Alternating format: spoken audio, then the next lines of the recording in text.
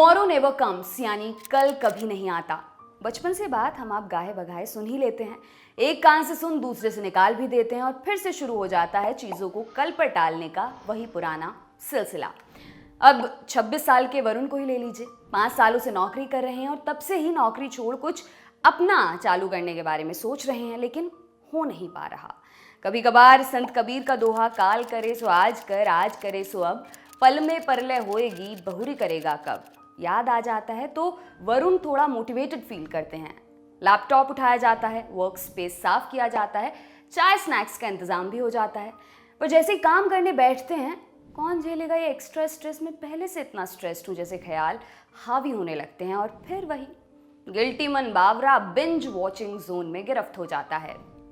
नमस्कार, मेरा नाम है दिव्यांशी और आप देख रहे हैं दी लल्लन टॉप का एकदम नया नवेला वीकली शो बातचित, जहां हम बात करेंगे आपकी, आपके चित्त, आपके मन की, मेंटल हेल्थ से जुड़ी उन सभी चीज़ों की जिनके बारे में खुल के बात नहीं होती, साइकोलॉजी से जुड़े तमाम विषय खंगाले जाएंगे और भी होगा बहुत कुछ।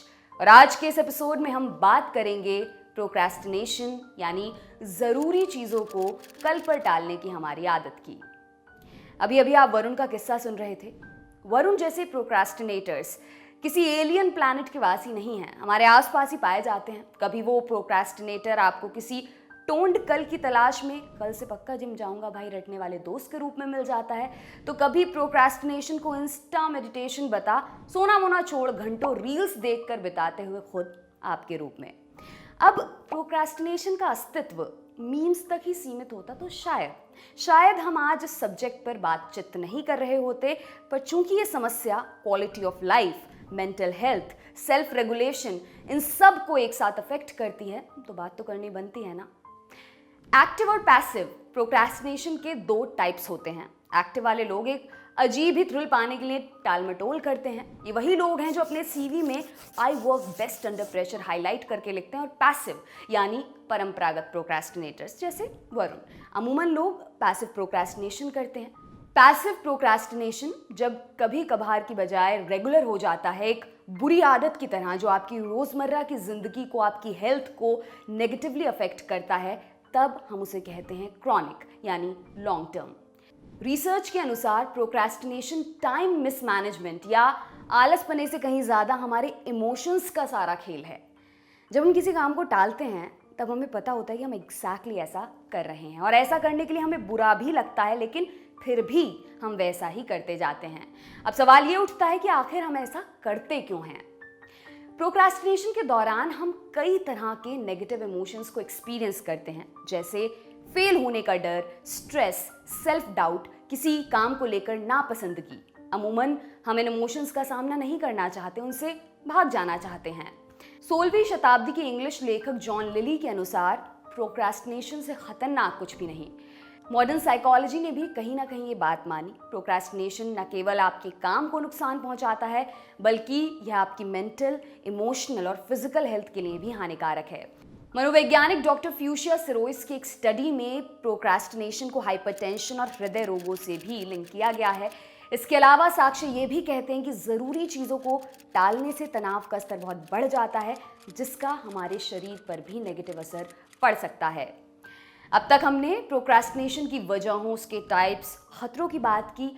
अब आपको बताते हैं कि इस बला से निपटना कैसे है। मुझे पता है ऐसे अचानक से सब कुछ बदल नहीं जाएगा, लेकिन कोशिश करना तो बनता है ना। खासकर अब जब आप अच्छी तरह से ये बात समझ गए हैं कि चीज़ें असल में उतनी सिंपल नहीं है जितनी लगती हैं, पर इतनी मुश्किल भी तो नहीं है। तो सबसे पहले तो ये एक्सेप्ट करना बेहद ज़रूरी है कि हाँ, आप प्रोक्रेस्टिनेट करते हैं, मानिए इस बात को। अब देखिए, कई बार ऐसा होता है कि हमारे पास 10 टास्क होते हैं और समय की पाबंदी।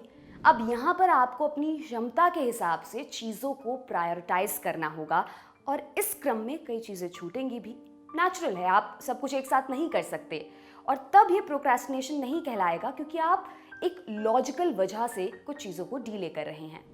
पर अगर आप जानबूझकर बिना किसी लॉजिक के ज़रूरी चीज़ों को अनिश्चित काल या कभी ना आने वाले कल के लिए टाल रहे हैं या उन्हें करने के लिए किसी सो कॉल्ड राइट मूड का इंतज़ार कर रहे हैं, यानी कि आप एक ट्रेडिशनल प्रोक्रेस्टिनेटर हैं, तो सबसे पहले आपको ज़रूरत है थोड़ा सा ऑर्गेनाइज होने की। मतलब जैसे जब आप बाहरी चीज़ों को ऑर्गेनाइज करके रखते हैं, जैसे आपका कमरा हो गया, आपकी अलमारी होगी, तो बढ़िया फील होता है ना। अब ठीक वैसे ही आपको अपने दिमाग को, अपने थॉट्स और फीलिंग्स को थोड़ा ऑर्गेनाइज करना है। मुझे पता है ये सब हवा में तो होगा नहीं, तो पेन पेपर उठाएं और अपनी टू डू लिस्ट बनाना शुरू करें। आप अपने फ़ोन में भी लिख सकते हैं, लेकिन रिसर्च कहती है कि hand written to do list ज़्यादा कारगर है। कोशिश बस ये करनी है कि आप डिस्ट्रैक्ट ना हो। दिमाग बार बार इधर उधर दौड़ेगा, लेकिन आपको उसे वापस खींचना भी पड़ेगा।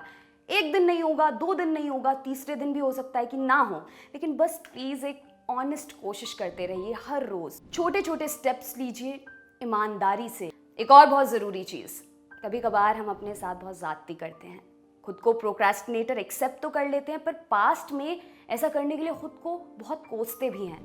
मैंने कितना टाइम बर्बाद कर दिया, मैं वैसा नहीं करता तो शायद ज़िंदगी बेहतर होती, और फिर से नेगेटिव थॉट्स की एक साइकिल शुरू हो जाती है। ये नहीं करना है। अपने आप को माफ़ करना बेहद ज़रूरी है। रिसर्च भी कहती है कि सेल्फ फॉरगिवनेस भविष्य में प्रोक्रेस्टिनेशन कम करने में मददगार है, क्योंकि ये ऑटोमेटिकली आपके डरों, आपके लो सेल्फ एस्टीम को चैलेंज करती है। जब आप अपने बारे में पॉजिटिव सोचते हैं तो आप चीज़ों को भी बेहतर ढंग से कर पाते हैं, और जब आप चीज़ों को समय से बेहतर ढंग से करते हैं तो प्रोक्रेस्टिनेशन के चांसेस भी काफ़ी हद तक कम हो जाते हैं। कमिटमेंट, बहुत लोग इस शब्द से डरते हैं। मुश्किल चीज़ है, पर अगर आप यहाँ कामयाब हुए तो सच जानिए ऐसी विक्ट्री वाली फीलिंग आएगी ना कि आप खुद सरप्राइज हो जाएंगे। तो ट्रिक क्या है? एक बार में एक टाइम बाउंड टास्क पकड़ें। अगर आपके बॉस ने कोई डेडलाइन नहीं दी है तो बस इतना सा डिसिप्लिन अपने अंदर रखिए कि आप खुद को डेडलाइन दे पाएं। रिकॉर्ड के लिए कहीं लिख लें या किसी ऐसे व्यक्ति को बता दें कि फला मेरा टास्क है, इतना मेरे पास टाइम, और भटकूं तो प्लीज़ हेल्प कर देना। ये इफ़ेक्टिव स्ट्रैटेजी है। इस एपिसोड को लिखते वक्त मैंने अपनाई और काम कर गई। और हाँ, इस विक्ट्री के बाद अपने आप को ट्रीट देना तो बिल्कुल ना भूलें। इसे प्रैक्टिस बना लिया तो क्या ही कहने।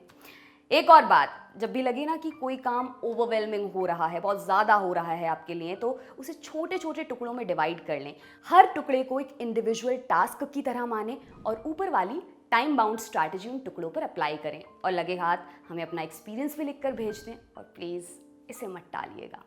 बाकी आज के लिए इतना ही। अगले हफ्ते फिर आपसे मुलाकात होगी। तब तक अपनी मेंटल हेल्थ का खूब ख्याल रखें।